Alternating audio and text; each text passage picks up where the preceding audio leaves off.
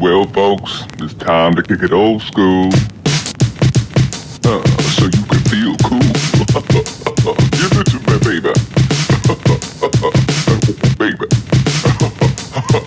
Yeah.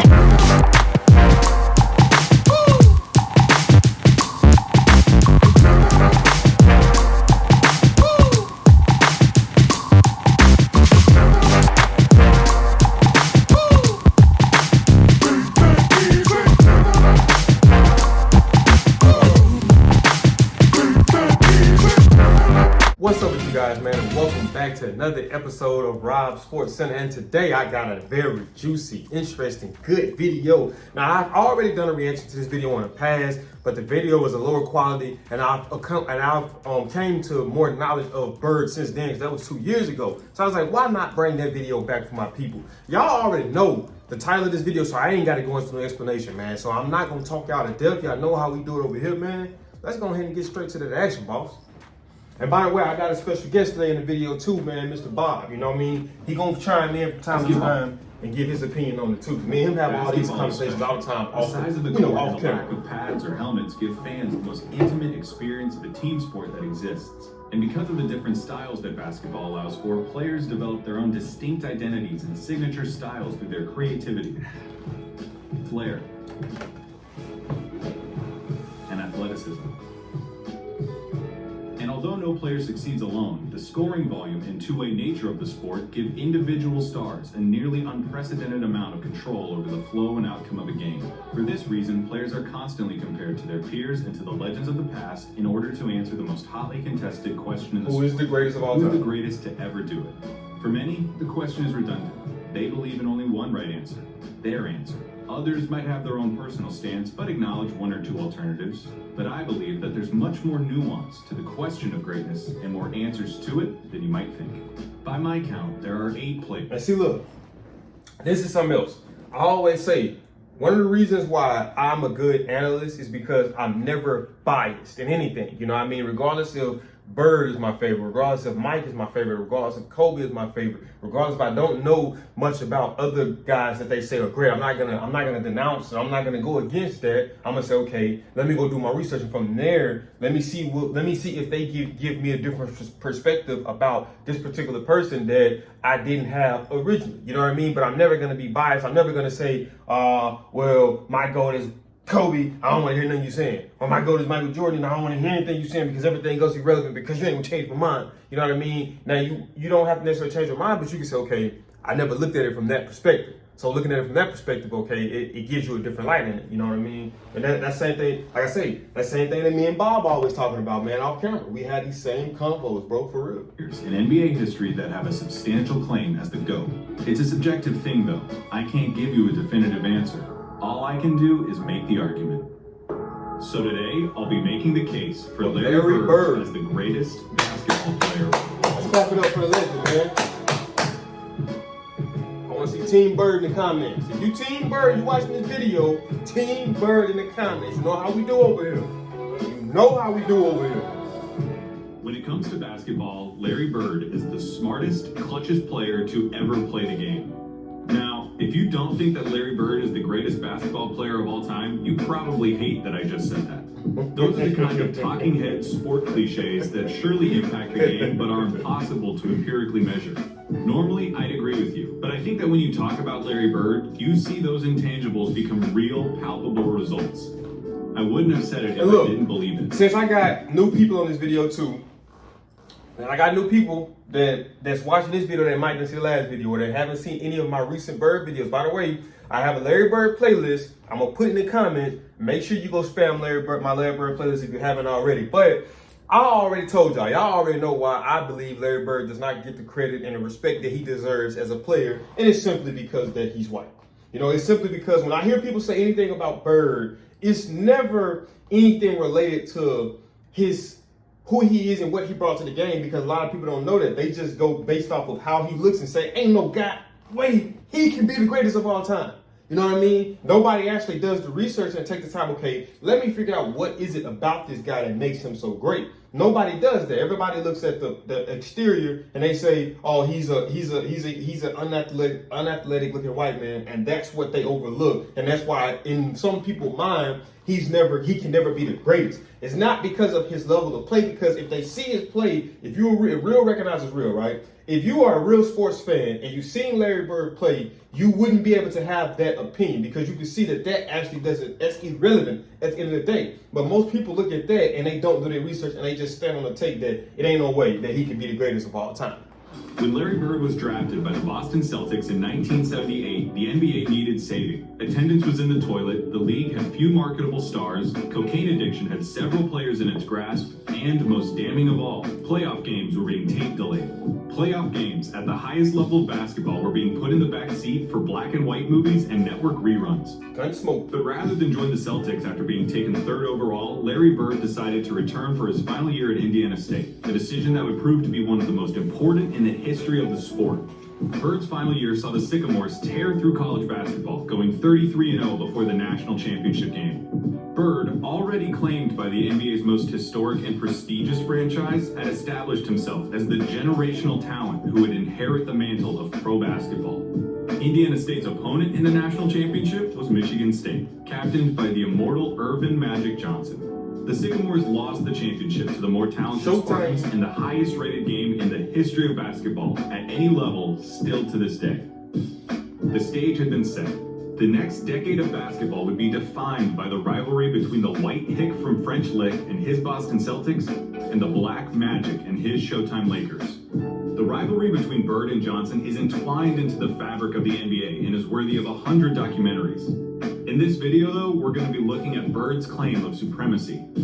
Here's Bird's basketball resume. His 3 championships come with perhaps the highest collective degree of difficulty of any player's. Let's just take a time to look at that, right? If I got anybody who's not a Bird fan, let's take a time to look at this. Within Bird's time frame of him being in the league, and keep in mind that towards his later years, he had a lot of injuries that kind of derailed his career. But let's just look at what he was able to accomplish. 3 championships in his career, 3 regular season MVPs that were simultaneously, 2 finals MVPs, 12 all-star selections, 10 all NBA teams, 9 first team, 1 time second team. So look at all of this. And if you're going based off individual accolades, 3 simultaneously. I understand that Steph Curry was the first to ever get the unanimous. He had 3 simultaneously. How's that? And I might be wrong. You know, and if I'm wrong, check me in the comments. But what other player that we consider the GOAT, not just, I'm talking about the player that we consider when we have these GOAT talks, that has 3 simultaneously MVPs? And that also, I'm not sure if he's going to mention this in the video, but that also took a team that was damn near bottom of the barrel the year prior to him coming in his rookie year, lead them to a 60-win season and the playoffs. Let that sink in. I'm here to preach now because I got more information, baby. Came consecutively, making him only the 3rd player to accomplish the feat, along with Bill Russell and Wilt Chamberlain. His 2 finals MVPs are misleading. He was absolutely the best player on the 81 Celtics, but he was only a sophomore, and his 15 points per game in the finals gave the media an excuse to exact a little vengeance on a legendarily difficult interview. His all-star and first-team selections also come with the caveat that Bird only played for 13 seasons and missed all but 6 games of the 89 season following surgeries on both feet. I can hear you already. A 13-year career, and this guy is supposed to be the GOAT? What color of paint are you huffing, Clayton? Green, obviously. But hear me out. Yeah, Bird's career lasted about 2/3 as long as it should have. But what he did in that time was so impressive and so substantial that every basketball fan acknowledges that he's in the conversation as the greatest ever. But look at this too. Look at his career. But also think about this. LeBron came straight out of high school. Kobe came straight out of high school. So you got to take that in consideration. What, Bird played 3 years in college, right? So it's like, come on, man. So he already was 3 years behind of where LeBron and Kobe, 2 people that we consider the greatest of all time, started at. And like I say, this video isn't to tear down anybody. It's just to make sure that everybody is fully on the same page in terms of knowledge for the game, but also knowledge for players to understand That way we can make these debates actual debates and not just one-sided landslides in some people's eyes. You know what I mean? Doesn't it matter that those 13 years saved professional basketball, delivered a disproportionate amount of memorable moments, defined the golden age of the league, and produced a career by which all other forwards, before or since, are measured? Bird squeezed every drop of talent out in those 13 years and made it seem more like 30. He didn't just leave his fingerprints on the game. He left so much of his DNA in the sport that it needed a cigarette afterwards. There's something to be said about the candle that lasts half as long but burns twice as bright. Those 3 MVP years stack up with any other run by any other player. I will put an A+ Larry Bird season up against anyone's. What does an A+ Larry Bird season look like?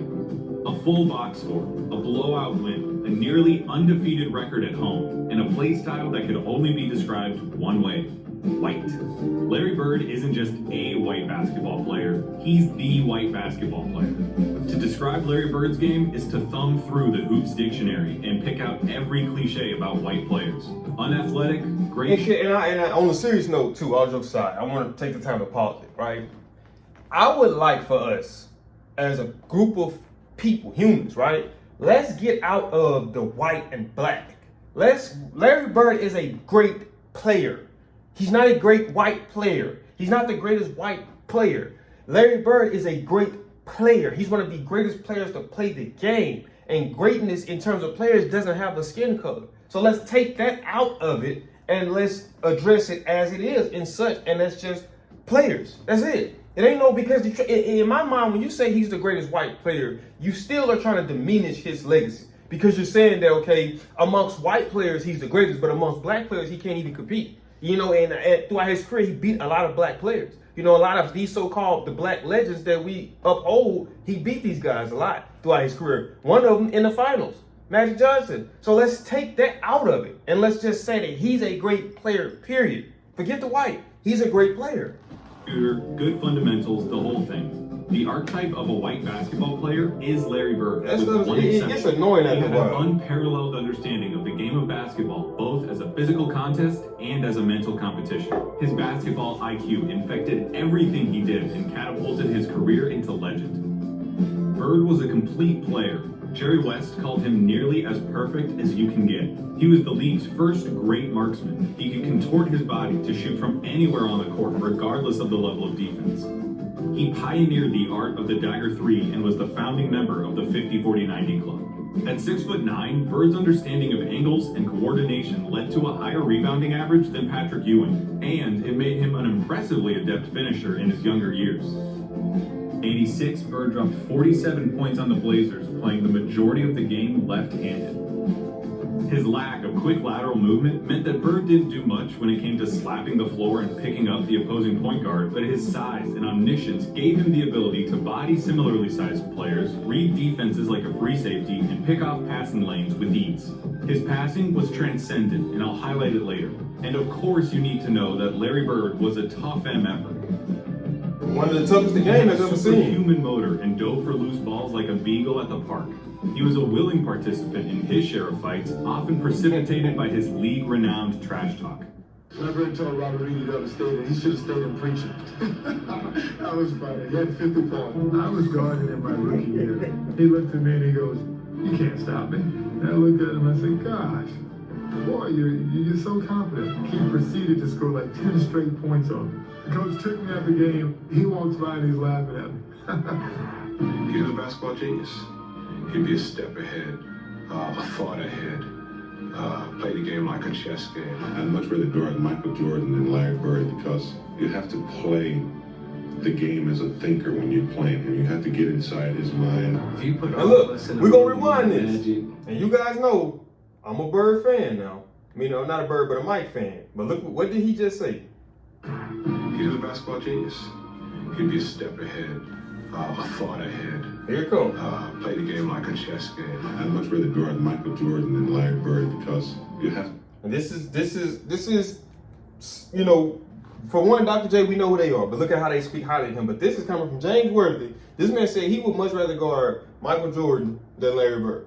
That's a bold statement right there, because it's not going to be too many people who would say that they would willingly rather guard Michael Jordan. This is coming from one of the greatest to play the game, saying that he would rather guard Michael Jordan than Larry Bird. I mean, come on, man. Play the game as a thinker when you're playing him. You have to get inside his mind. If you put all of us in a room, you know, Magic, Jordan, myself, and Bird would probably be the guy who walks out of the room at the end of the day. Did you notice something during those testimonies? Those are some of the best basketball players of all time, and they all sing Bird's praises like they were former assassins who had to go toe-to-toe with John Wick, and they're just happy to be alive. Bird excelled during one of the most talent-rich periods in league history.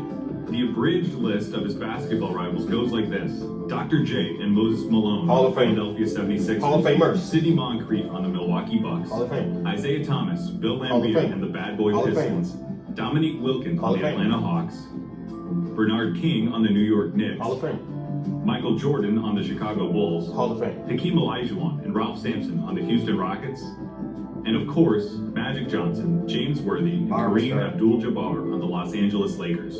All right, there's no point avoiding it any longer. We have to look at Magic versus Larry. If you have Magic over Larry, it's because he has 5 rings to Larry's 3, had a peak that lasted about 2 or 3 years longer than And he's Larry's, black. and had a 2-1 record against Bird's Celtics in the finals. Perfectly legitimate, completely respectable arguments.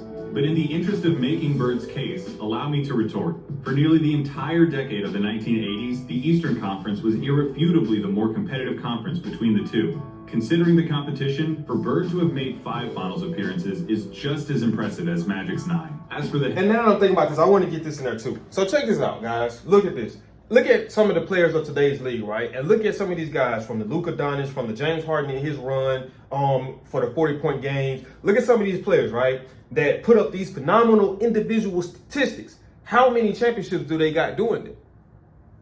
Larry Bird not only put up phenomenal individual statistics, but also had overall success with the team. So what he did didn't take away or diminish the team. It made the team better. So once again, why is he not considered one of the greatest? head-to-head record responsible for Magic's 2 extra titles, he had more help. Seriously, the Celtics' Big Three and the Lakers' Big Three get compared all the time historically as if they were of equal caliber, but weren't Magic's accomplices just a step above Bird's? No disrespect at all to Kevin McHale and Robert Parrish, but Kareem was the alpha dog on the 71 Bucks and was the best player for at least 2 of the Lakers' 5 titles. James Worthy was the #1 pick out of UNC after winning a championship as the best player on a team that had Michael Jordan on it. Throw in the fact that Magic got to be coached by Pat Riley, one of the most brilliant minds in basketball history, and you could say that the Magic Bird argument comes down to one thing: luck. So if their careers come down to luck, the question just becomes who you would rather take. Now, I'm not making this video to tell you why you shouldn't take Magic. I'm making this video to tell you why you should take Bird. Not just over Magic, but over everybody. One thing that helps him is the fact that his play would translate perfectly into the league today. A 6'9" sharpshooting forward with eyes in the back of his head who averaged double-digit rebounds in an era against Moses and Laimbeer. He'd gobble up boards as a power forward. He'd be an offensive mismatch against everybody as a small ball center, and his off-ball skills and passing would pair perfectly with the flow of today's game. Add in his competitive mania and 3 generations worth of medical advancements, and we're talking about a player who could have stuck around so long they would have had to rename the league. As you've been watching these clips of Bird, I would hope that you would notice something.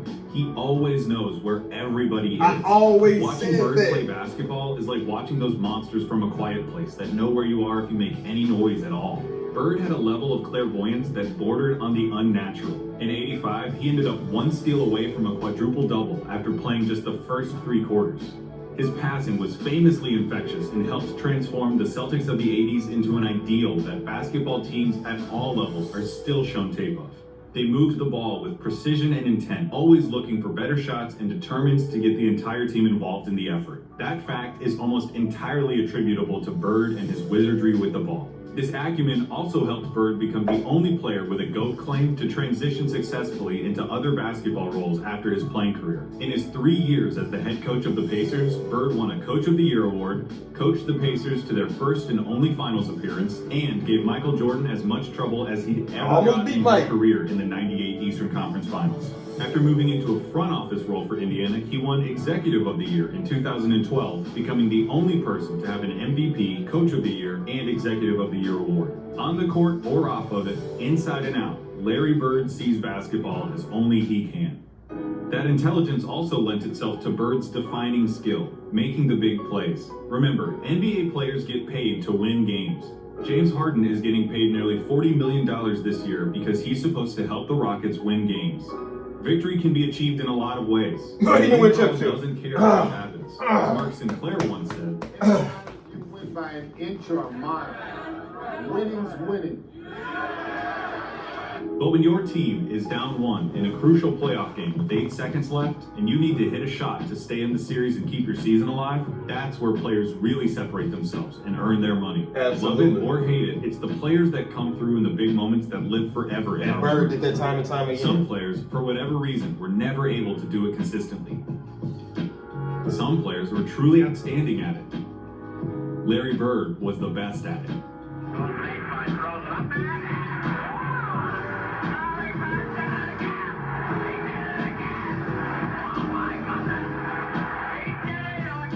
I'm not going to give you the stats about his field goal shooting under 2 minutes with a score that's this close, or tell you who has the most buzzer beaters, or any of that. Take that for data.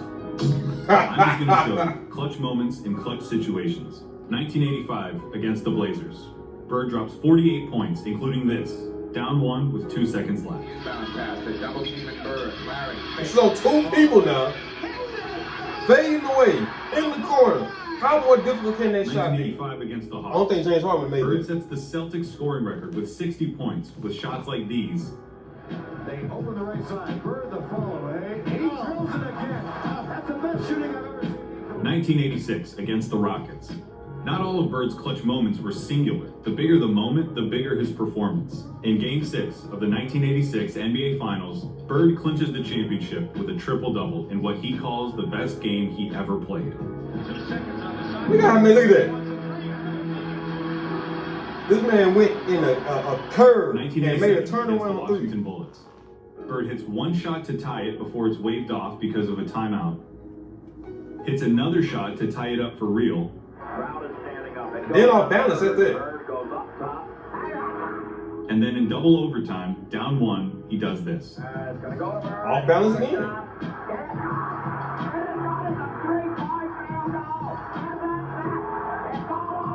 For 3 years, from 1986 to 1988, the three-point contest knew no other champion but Larry Bird.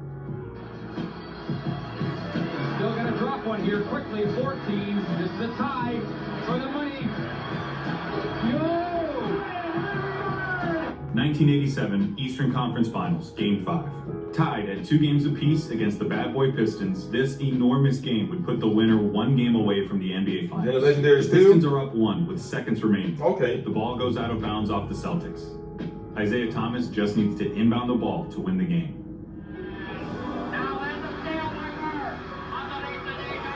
And pay attention to it. To pay attention to the fact that not only did he get the steal, he led to the game-winning layup. So a steal to an assist. James Harden can't get a steal because he doesn't play defense. Luka Doncic can't get a steal because he does not play defense. A lot of these so-called new age stars couldn't get steals because they don't what? What should I say, Bob? I'm gonna answer it for you. Play defense.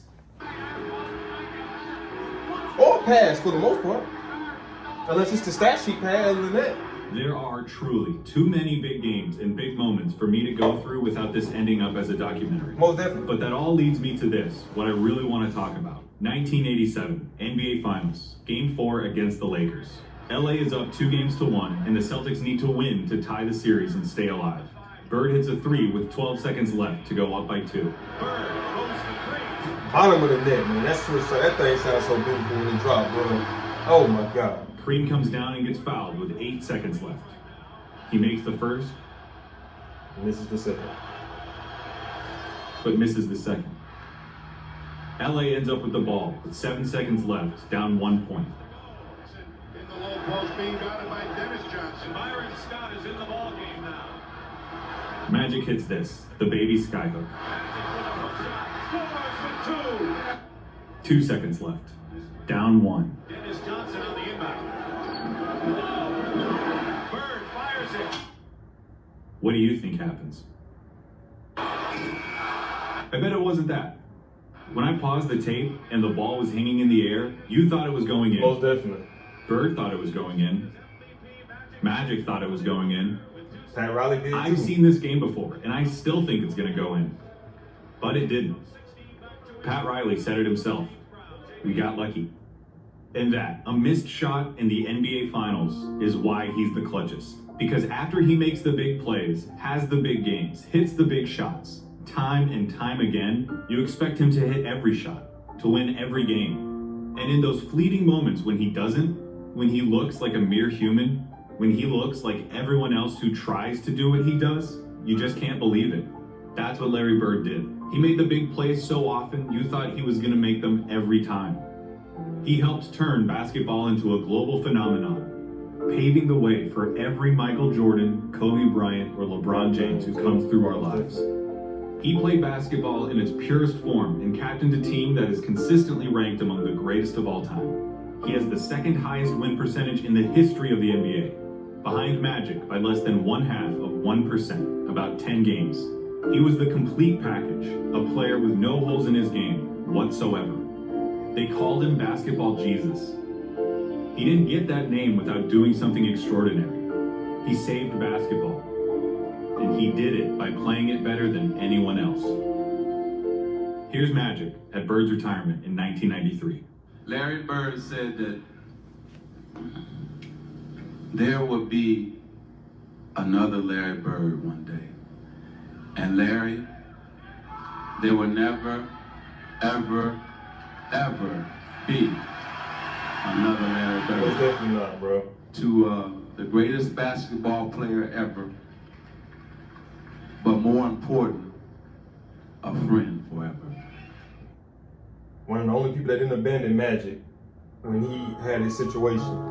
The HIV Hey everybody, situation. thank you so much for watching. One of the only people that didn't abandon him, man. Bird is a solid dude all around in terms of a player and as a human being. But as you guys can see, man, that is it for the video. This video, man. I did enjoy this video. What'd you think, Bob? Bob enjoyed it too, man. Me and Bob had these conversations off the camera all the time on the GOAT debates and all this type of stuff. So now I got to start including him. He been saying he wanted to get on the channel at first. I didn't know if he was ready for it. I didn't know if he can handle the pressure. So he showed me that he can handle it. So now he's going to be a recurring guest here on Rob's Sports Center. But that is it for this video, man. If you guys did enjoy this video, do me a big favor, man. Smash that thumbs up button. Also, if you're new to the channel, make sure you subscribe. When you subscribe, click that post notification bell that way you be notified on all things Rob Sports Center. And just like I always say, man, like the GOAT Drizzy Drake say and made so famously, I got these videos dropping back to back, man. I'll see y'all in the next video.